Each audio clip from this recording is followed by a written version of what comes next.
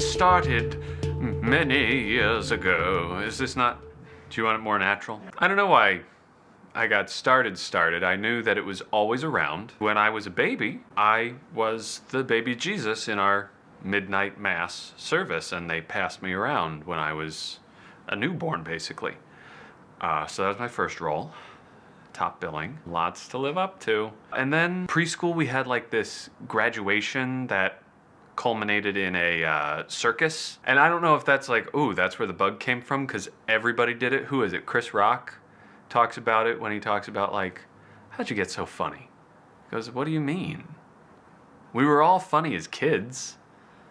Some people just stopped being funny.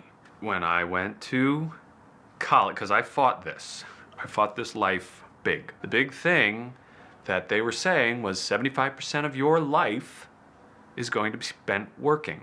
So you better do something that you like and that speaks to who you want the world to see you as. I don't want to say like it's my identity, but it is the way that I communicate to other people. And I think it's really, really important. And it's about not letting myself get in the way of what is being conveyed.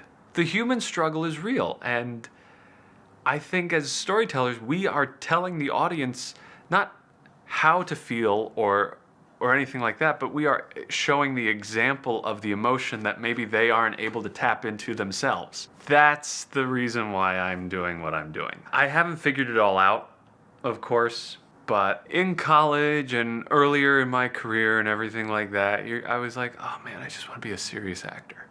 Just be really, really like, really serious. And then I realized that's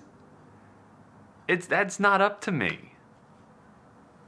The only thing that I can be is myself. I've done very well without having a full-fledged moment-by-moment plan up until this time.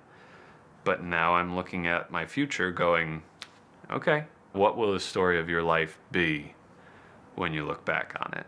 Because you create your story.